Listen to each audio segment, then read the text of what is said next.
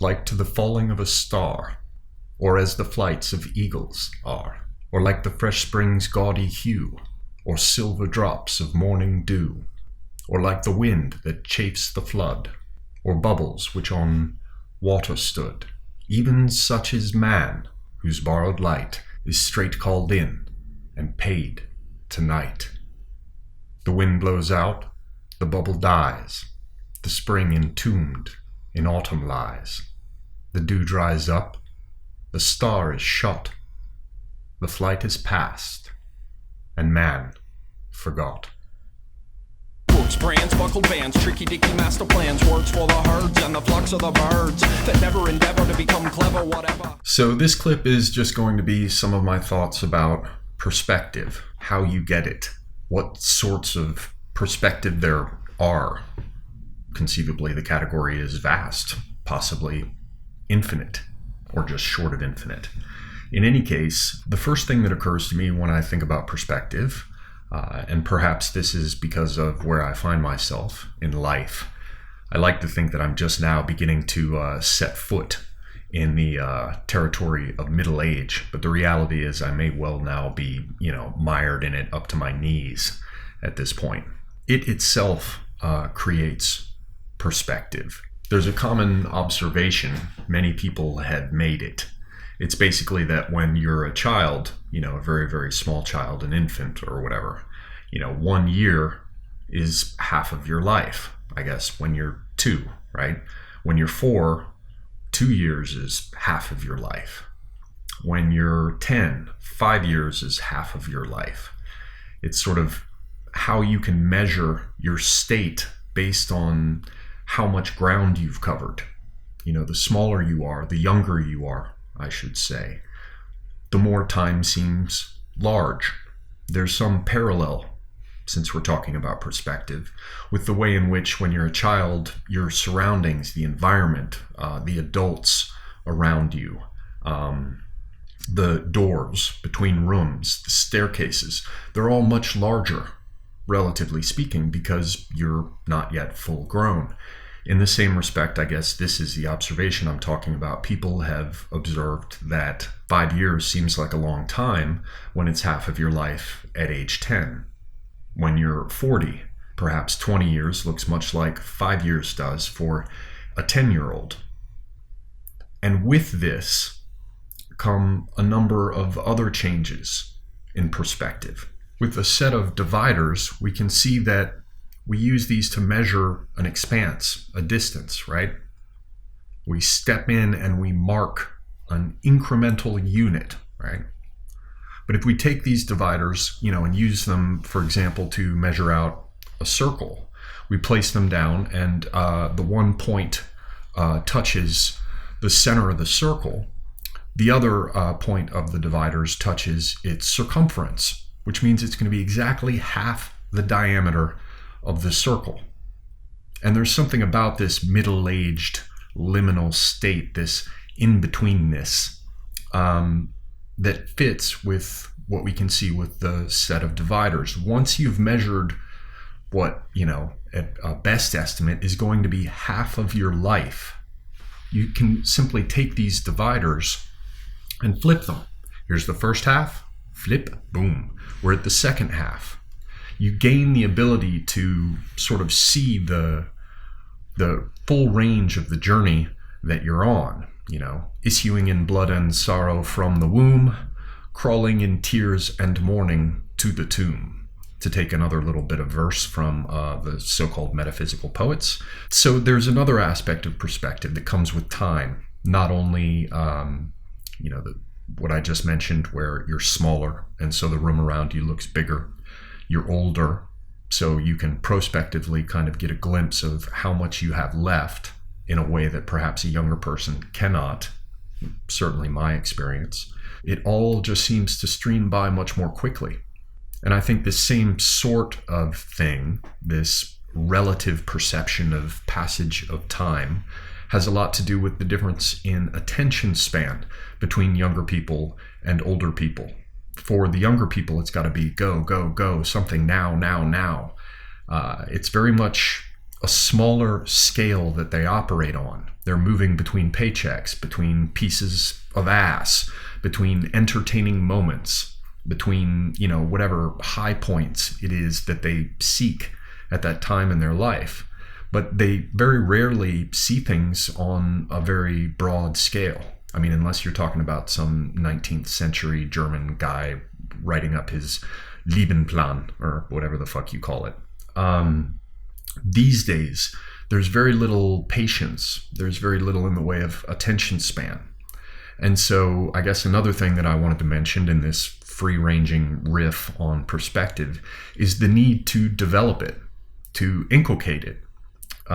This formerly would have been handled, for at least some, through education. But our education has become mere training at best. At its worst, it's just a scam to keep young people out of the workforce for an additional 4 to however many years, and to make sure that they are saddled with debt on the outset. Straight out of the gate, they're dragging this debt behind them. It's a very clever and very poisonous, pernicious system. But education is not playing that role anymore. So individuals have to develop perspective on their own, under their own steam, by their own power. One of the classic ways to do this would have been historical perspective. Things like the Santayana quote, those who do not know history are doomed to repeat it, or something of that nature. The idea that you can see great ages of man unfolding. You can watch ideas develop across time, across the historical record. Of course, Herodotus bringing in the word histories. We say history now, but all that word meant when Herodotus began using that term was inquiries.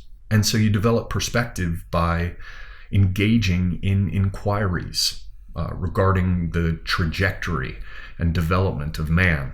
I think it'd be too charitable to say the evolution of man, because it remains to be seen whether or not the progress, in quotes, is truly what it's claimed to be, whether or not it actually constitutes advancement.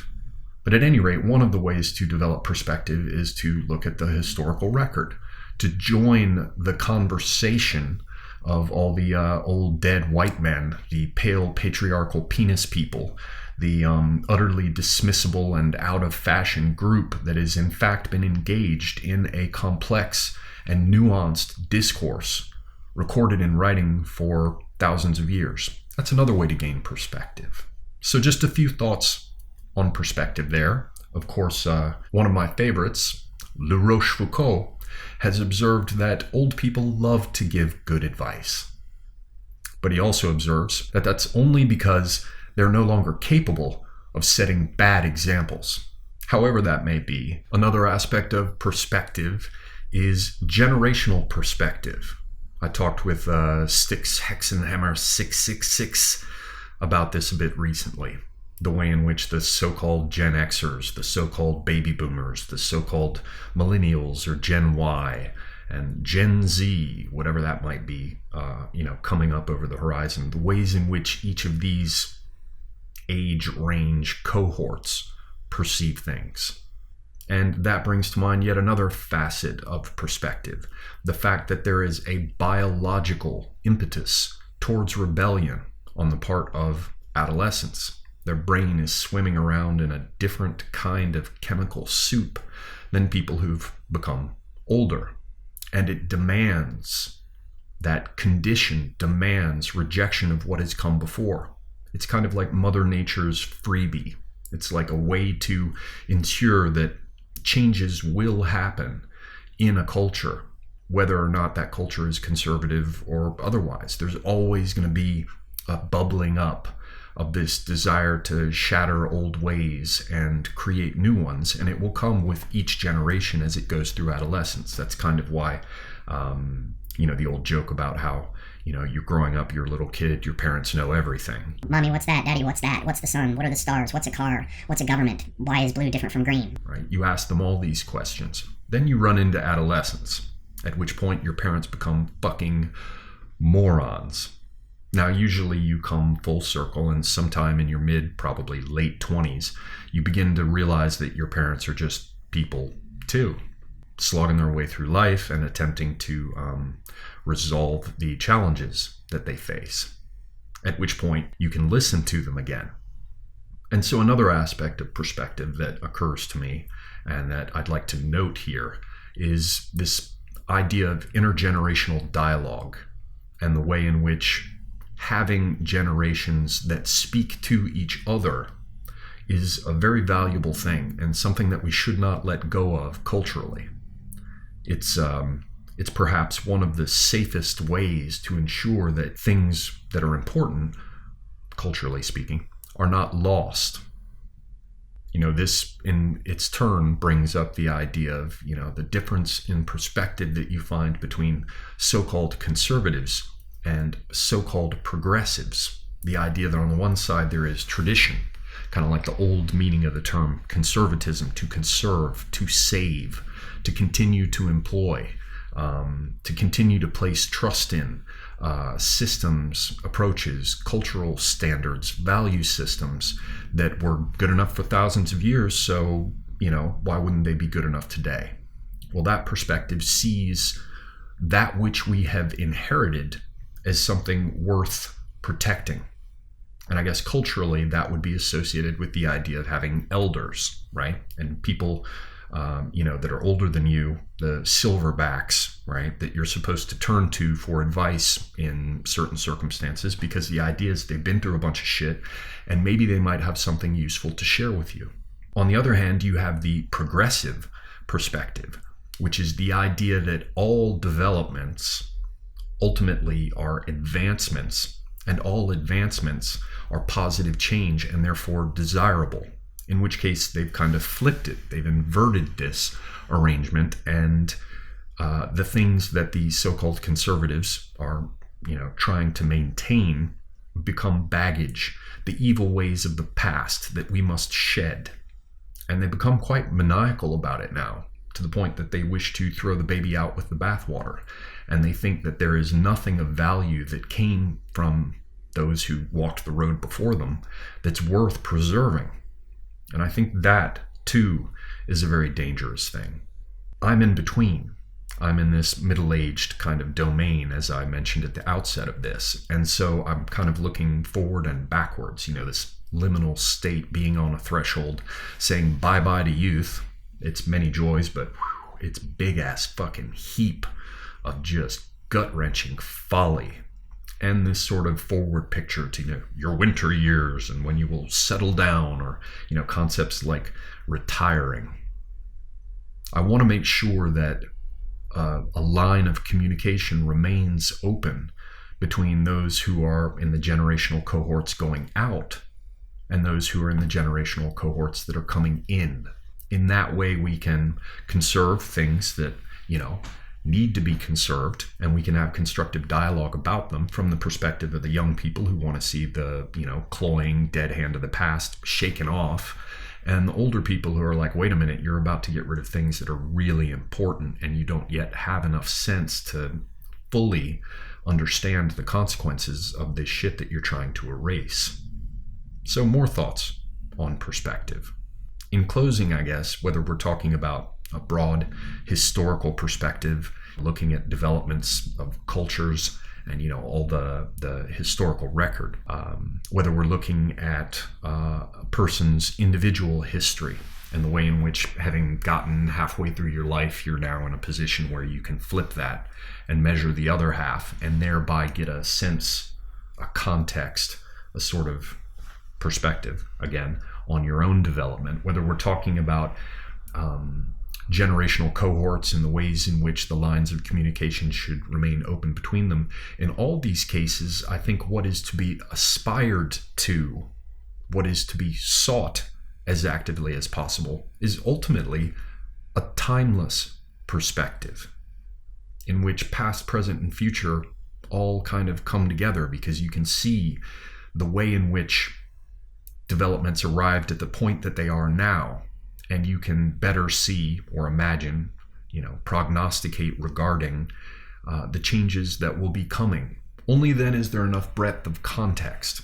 Only then is there an adequate perspective to support individual choice, agency, and the ways in which that, taken in aggregate, becomes a cultural force.